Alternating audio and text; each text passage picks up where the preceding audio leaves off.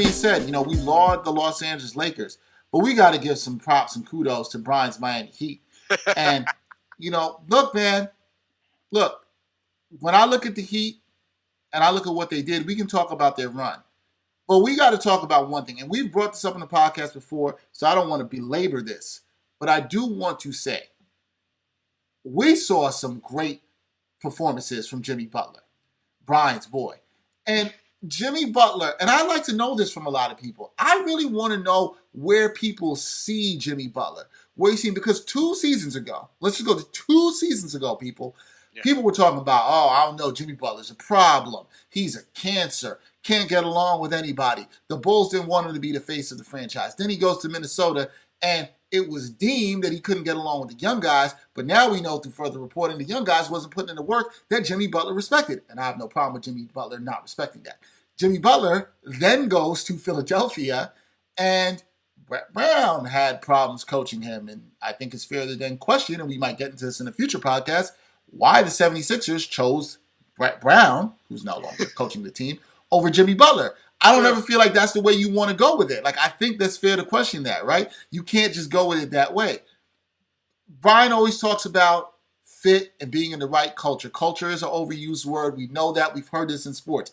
But it appears, at least from what we saw throughout the season, because I said it looked good in the beginning of the season, but towards the end of the season, we see Jimmy Butler fits this Miami team. He is this Miami team. He is this Miami culture. And look, we saw times in the playoffs when they needed a big game from him, the man stepped up. He could give you 40. He'll give you 35. When he needs to blend in and pass, he did. That man's really about what he says, and we need to put some respect on his name. And when I say respect on his name, maybe it's time to start looking at this dude as one of the 10 best players in the NBA, or higher if you want, because one thing you count on with Jimmy Butler is he's going to deliver in the playoffs, however you may need it to be. And he showed that this postseason. And nobody's talking anymore about how Jimmy Butler might be a cancer, how you can't get along with Jimmy Butler, how you can't build a franchise around Jimmy Butler, because he checked off all of those things in these playoffs, right? Jimmy Butler's tired. Tom Thibodeau wore his legs off. That nonsense that people say. Right. All this stuff, all that's out the window. And I'm calling out some of the media. If you're from the media and you said this stuff, own up to it and be better. Say that you were wrong, because you labeled Jimmy Butler as such a thing without understanding Jimmy Butler. Maybe Jimmy Butler wasn't the problem. Maybe it was the teams that he was around. Maybe it was his environment, as we're probably seeing, that is the problem. So before Bryan gets on his soapbox, I just want to say we got to put some respect on Jimmy Butler's name. We got to take a hats off to his performance. He had a fantastic performance in Game 5, which is one of the duels for the ages going against LeBron. I mean, he was fantastic on both sides of the ball. Look, man, if you're not impressed with anything in this playoffs, you got to be impressed with the Heat and what they did and the culture they built, but you also got to be impressed with Jimmy Butler. 43 minutes a game in the NBA Finals. 26 points, 8.3 rebounds, 9.8 assists. We can basically say 10 assists per game.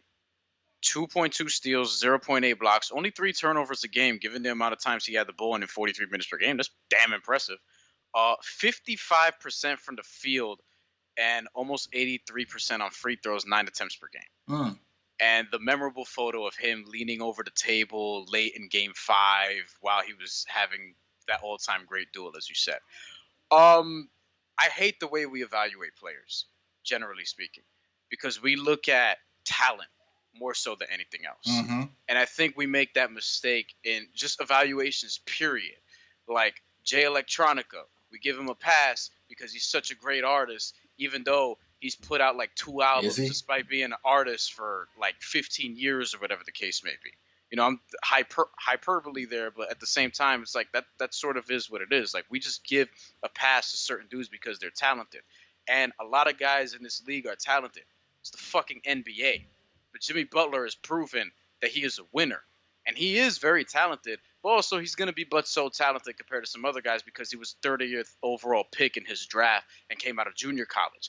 But he's accomplished more in the NBA than James Harden has. Full stop. Right? He has accomplished more in the NBA than James Harden has. Like, yes, James Harden has an MVP. What playoff moments does James Harden have?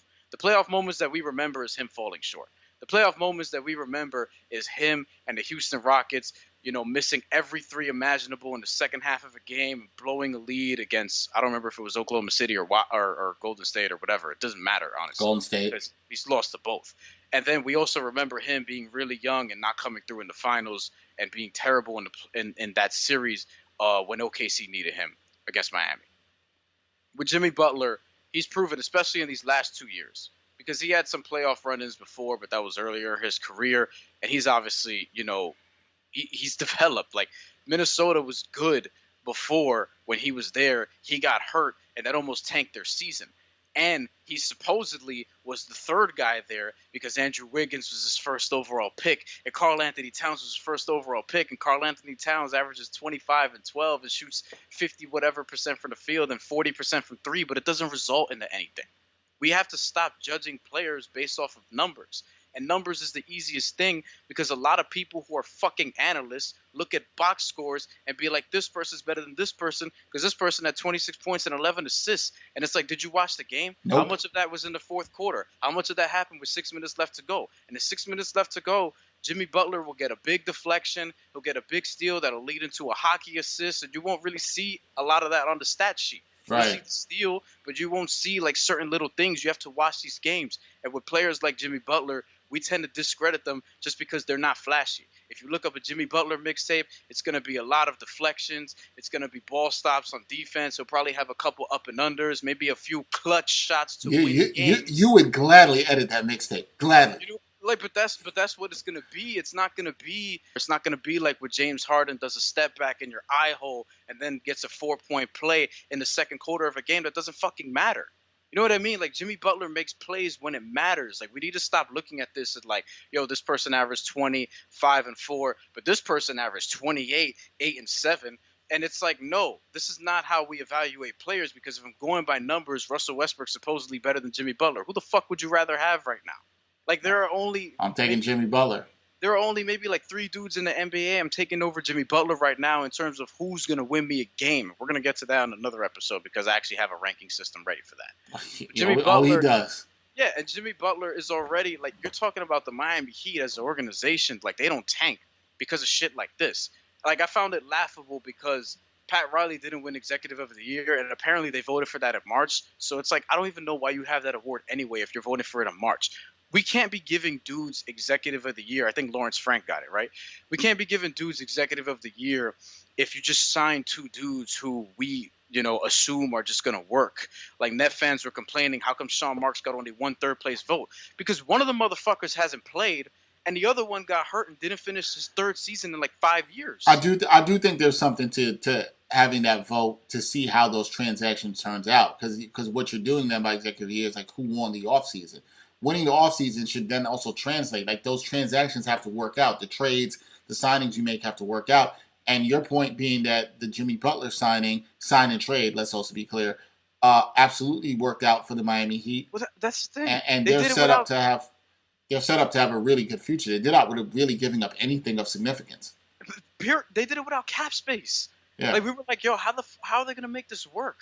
Because it's like, okay, we'll put Josh Richardson here, Hassan Whiteside, whatever. Oh, we got to take back Myers Leonard, whatever. Like, and they somehow wound up with Jimmy Butler because Philly didn't want to keep him because they wanted to keep Brett Brown, and they got swept in the first round of the playoffs by Boston, and Jimmy Butler was 2 games away from taking down LeBron James in the finals.